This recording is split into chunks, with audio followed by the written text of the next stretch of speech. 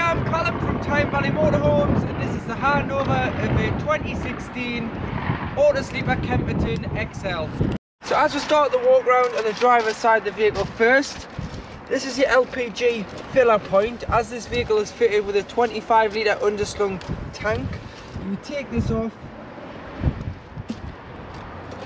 There's a bayonet fitting behind there, and you'd go to your local LPG centre or your local LPG forecourt that sells LPG. Get the nozzle fitting, bayonet fitting, clips on, turns, pull the trigger back, and then push the button on the digital display panel until simply it won't take anymore. And then this is when you know that your LPG system is full. To fill with fresh water, you've got two ways. So using a hose pipe is the first way, which is this way. Using the chrome key, get a hose pipe, carry a hose pipe and some fittings with you, as it's mainly just a brass tap. A hose pipe into there and wait until it either overflows or until you're happy you've got enough water on board, which you can see on the main control panel. If you wanted to fill the other way, which would be bringing water to the vehicle in a container such as an aqua roll or a bucket, there's a pump there which is in the vehicle, slots in there. These pins here are the 12 volt. The pump will suck the water into the main tank. You've got your external TV point, so if you were on a super site, what you can do is lift this from the bottom,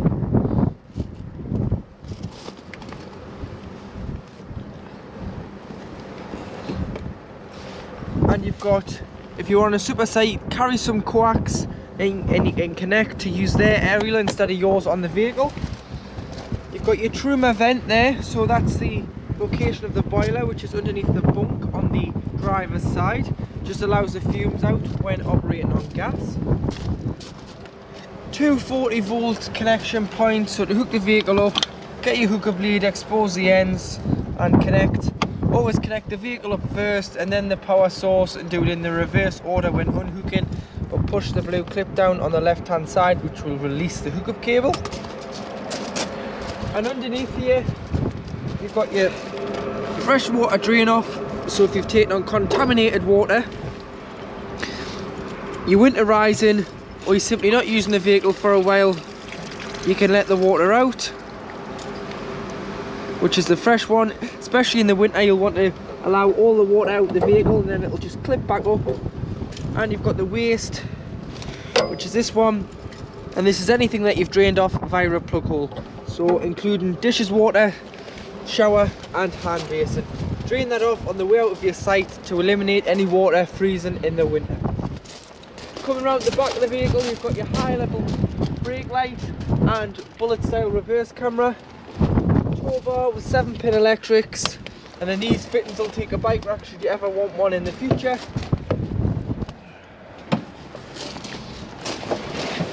In the back of the vehicle, you've got your cassette. So to get your cassette out, make sure the blade's closed, which I'll get onto in a second when we're inside the vehicle. But you'll be able to slide the cassette free of the vehicle. Got a handle there so you can drag it to your waste disposal point, which is beside your toilet block. And then you'd simply remove the green cap, press the button, green button at the back, tip it out. Once you have tipped it out, if you just rinse the cassette after, so there'll be a tap there, put some water in, give it a rinse, tip out again.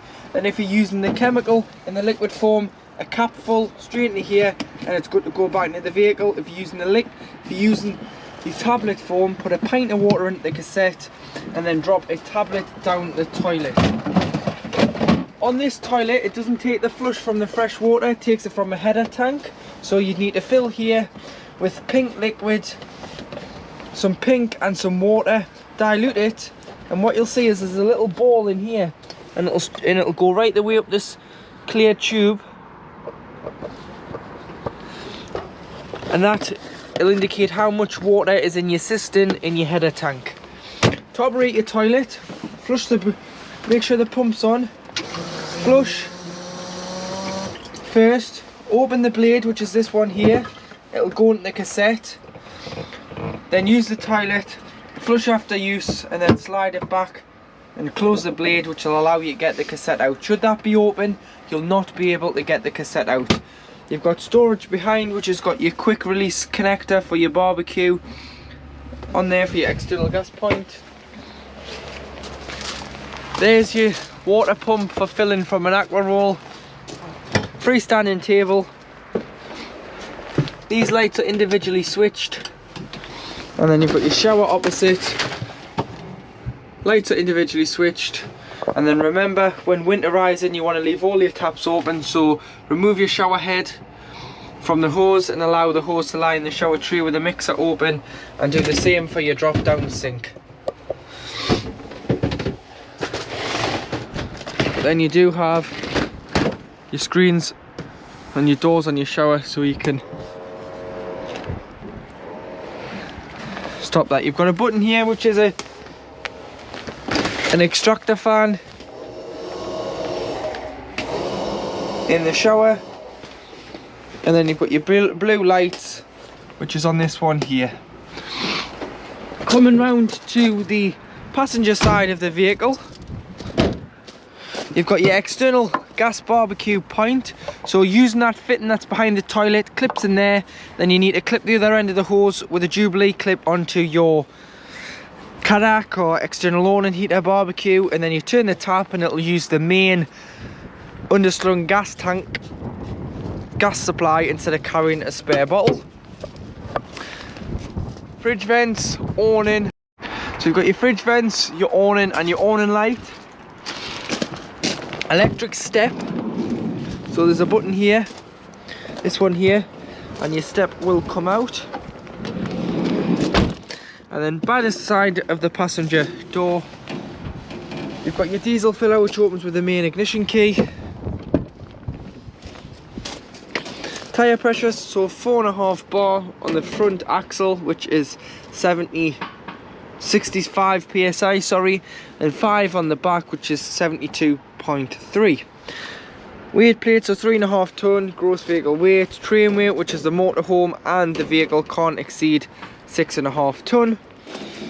And then you've got air suspension on the rear axle, so taking these off, you can use a compressor and you can blow air into the rear chambers on the back axle, and it'll give you a bit of a smoother ride if you're loaded. Engine batteries underneath the floor. Toolkits underneath the seat, which includes a jack and a brace and a tone eye, and to turn your seats you just push these down and then spin your seat around in the rear, and your bonnet releases on the side of the dashboard. Having a look underneath the bonnet, you've got all your fluids to the left, so screen wash, this cover lifts off, and power steering, radiator coolant, brake fluid, engine oil, dipstick for checking your levels, paint code, earth for giving or receiving a jump start because the battery's underneath the cab floor, and a positive terminal just down here. Once inside the vehicle, this is your 12 volt control panel. So you've got your on off button here, which is your master switch, so this will turn on mains power if you're hooked up, or 12 volt if you're not. Then next to it you have your pump, so making sure that you've got enough water on board first, you can turn your pump on, and this will pressurize the taps, toilet, shower. You've got to have them on to use the taps, toilet or shower.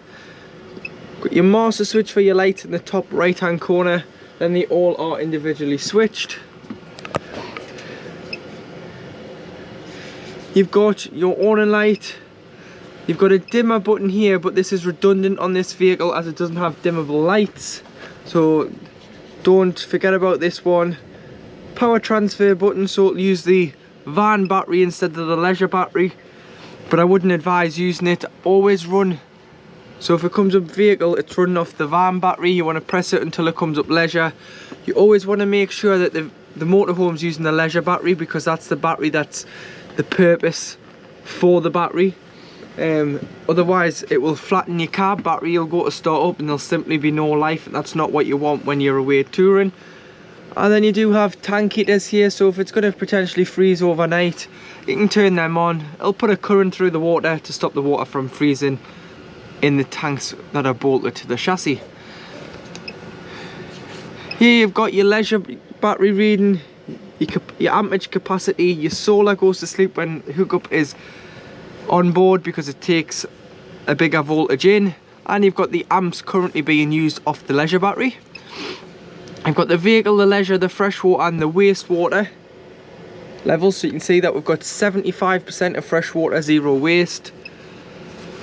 And then across from it you've got your Truma CP digital control panel. So to turn on and off you just press and hold. You'll get to this screen which is standby, and to enter you press enter. Going into the menu, you've got a motorhome with a thermometer in the top left hand corner. This is how hot you want the inside of the motorhome to be. So you can have it all the way to 30 degrees or all the way to off. So in the summer you wouldn't have your heating on, in the winter you probably have it on 30, and then you would adjust it. So for this we'll just say 30, that'll set the thermostat, press enter. And then next to it you've got a thermometer in some water. This is hot water, so make sure you've got enough water. You've got water in the boiler and you've got water in the freshwater tank, and you can heat your water, otherwise it will be like boiling a kettle with no water in. You could damage the element. So off, eco, which is 40 degrees of hot water, hot, which is 60 degrees of hot water, and boost, which will turn off the heating to prioritize the water first. So for this we'll just say hot, which is 60 degrees. Next to it you've got a gas bottle and some electricity signs. This is the source you're going to be using to heat the water, heating or both. So you've got gas on its own, which you'd use if you were wild camping, because you wouldn't have no 240 volt hookup. You've got 1 kilowatt of gas, no 1 kilowatt of electric and gas together, which is mixture 1.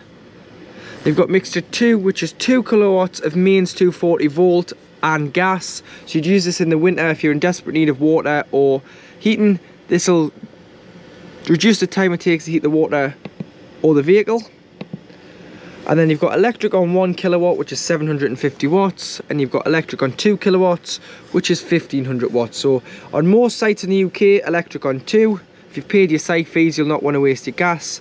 On smaller CL sites, if you're tripping the vehicle, you may need to turn your heating down to electric on 1 kilowatt, and abroad you may need to use 1 kilowatt, but for this we'll just use 2. Fan speed is in the top right hand corner. So you've got eco, which if you're going to sleep, put it on eco. It takes a smaller feed of 12 volt. High, it'll push the heat rapidly round the vehicle, and it uses a little bit higher voltage on the 12 volt battery. Down in the left hand corner you've got a timer, so you can time it to come on and off. You can change the time of the display panel here, and then should you get a warning triangle in the middle, you can go to settings, go to reset, click OK, click preset, and what we'll do is it will restart this control panel. Then you'll have to go back in and set the temperature, the water, the source and the fan. And then to turn off you would just press and hold. Across from it you do have your fridge.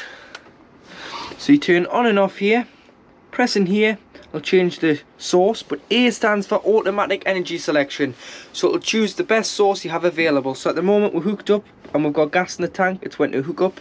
If I was to take the hookup out, it would go to gas. If I was to start the engine, it'll go to the battery setting. Please note the battery setting isn't off your leisure battery, it's off when the engine is running. It sends a feed to here and turns it into a cool box. So if you're lucky enough to keep this at home, pre-chill it beforehand, a couple of days before, the night before, put your shopping in, allow that to chill overnight, and then when you come to start the engine, if it's on automatic, you don't need to do anything. Or if you wanted to manually do it, you can just change it there. Battery settings failed because the engine's not running, and then it's lit on gas. But please note on the automatic setting, it takes 20 minutes before the fridge will light on gas if it can't find any other source. This is just a safety feature to stop it from sparking if you want to pull into a petrol station for diesel. You've got your temperature here, so 5 being the coldest. So when pre-chilling you may want it on 5, but then when you put your shopping in you may just want to put it on 3 or 4 being the maximum to stop the shopping from freezing. Then with your fridge, it's very important when not using the vehicle that you leave the fridge door open and you clean your fridge out. Give it a wipe out with some antibacterial wipes or some sprays. Take all your shopping out, and then what you want to do is you can either leave the door open like that, or if you still want to drive it, what you can do is to stop the door from flapping about, there's a little toggle here which clips into here and it holds the door in place.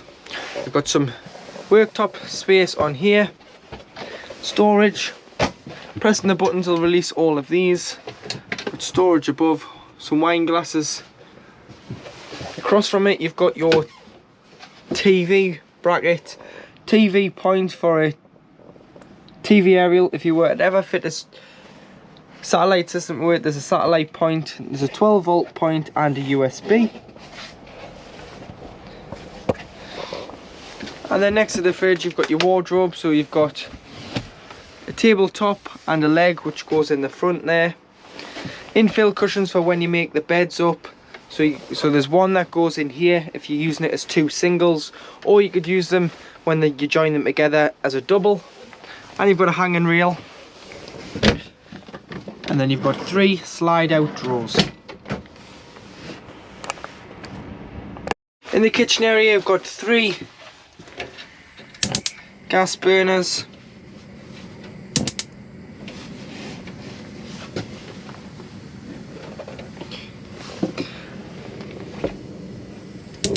So that's all 3 there lit. Once you've had these on, allow them to cool before you put the glass lid down, otherwise you can shatter the cooker hood. And below you've got grill. Hold the grill knob in for approximately 3 seconds longer, otherwise if you let go too quick it will shut the gas supply off because it's the thermocouple not getting warm. And then below you've got the oven. Above you've got the microwave, which is an 800-watt microwave, so you've got to be on mains power for this to work, and you turn it on and off via the switch. These type of lights are throughout the vehicle, so there's 3 in here and there's 1 in the washroom. You just press to turn them on and off. Underneath you've got gas taps. So these are mainly for when the vehicle is serviced, but if you need to isolate an individual appliance, you can turn these off. Got little switches on these types of lights, 1 there, 1 in the cab. Tower socket of 3, so you can plug 3 mains power appliances in there, kettle, toaster, whatever you need to charge. A drawer so you can get a cutlery tray to go in there.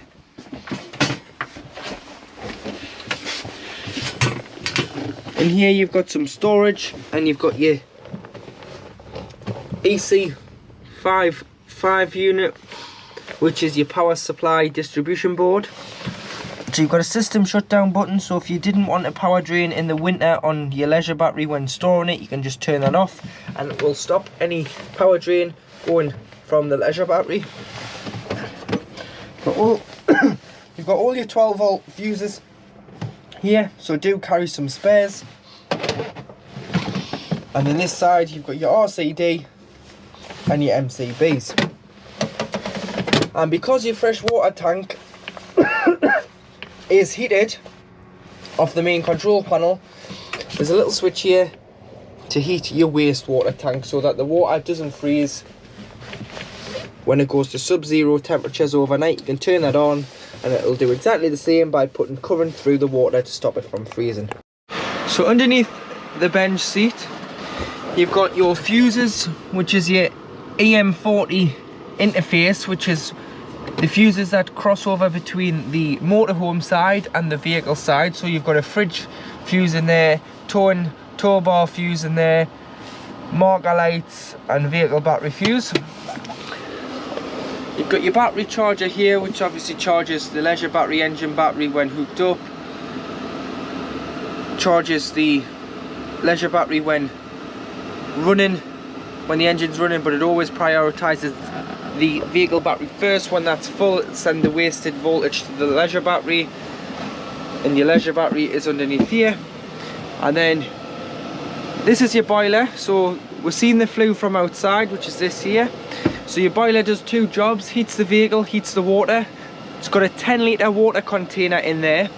In the winter, it's very important that you eliminate all water in the motorhome because you don't want it to freeze. So what you would have done by now is you'll have done the walk round outside and seen that you would open the fresh and the waste. You'd open all the taps within the motorhome and remove the shower head from the shower hose. Then the last thing you want to do is drain the boiler down.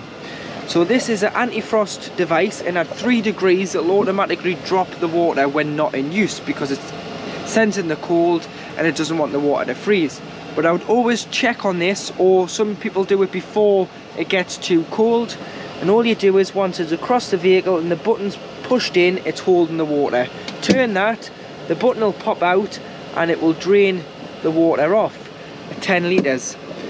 Once you come to reuse it in the next year, in the spring, when you want to start using the motorhome again, you'll want to close the fresh and the waste outside, close all the taps inside, assemble the shower head, shut the frost drain so it's back to across the vehicle and the button's pushed back in, the nibs flush.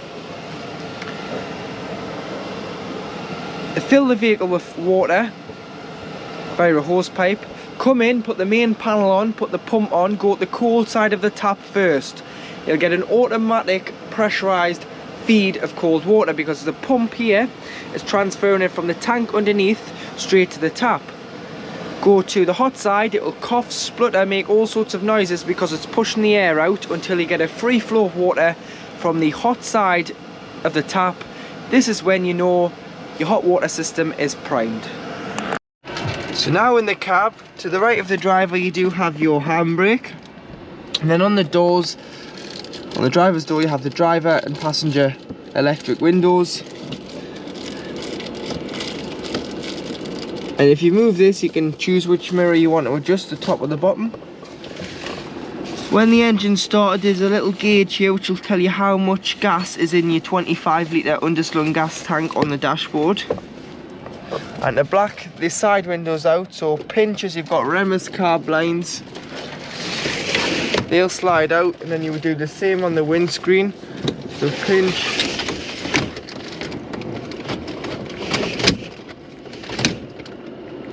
and they'll connect on a magnetic strip. You've got your headlight adjustment and your front and rear fog lights. Your trip computer is on the end of the wiper stalk, so you can view your range, your average and instant consumption, your travelling times, your distance travelled, and so on. Lights and indicators. Cruise control, so you just turn it on. You'll get a little green light in the bottom of the rev count.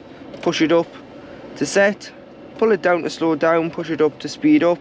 Cancel with a foot brake, cancel on the end of the stalk, and then push back up to reset the cruise control.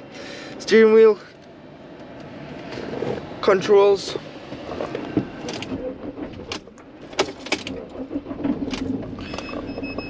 That beeping behind just to say that we're still hooked up.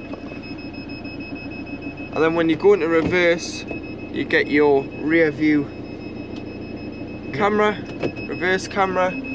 So lift the collar in into reverse, which will bring on your camera. Pressing the padlock locks the doors. As it's a van conversion, it'll lock every door. You've got your heated mirrors, two 12-volt points, lockable glove box, but it's got an auxiliary input and a USB for the head unit in here. On the outside dial on the left hand side, you've got your temperature, and then you've got 1 to 4, which is your fan speed. Must be on at least 1 or more for the aircon to work, which is this button here. And then on this side, you've got your distribution, so where you want the air to go to, and whether you're recirculating air or you're bringing fresh air in from outside. Radios, FM, AM and DAB. Press 1 to 6 to save your favourite channels. Media, doesn't take a CD, is auxiliary or USB. And then to connect your phone, you just press phone. Enter, add a phone. You want to find My Car on your device. Click pair on your phone. It'll then ask you if you want to download your phone books. Just press allow and your contacts will be saved into here, so that when you go onto phone you'll be able to scroll through your contacts and dial who you need to. On the top you've got a heated and cooled glove box via the air conditioning, so in the summer if you're keeping sweets in there it's a great place when the aircon's on. And then you've got a glove box on the front of the dashboard as well.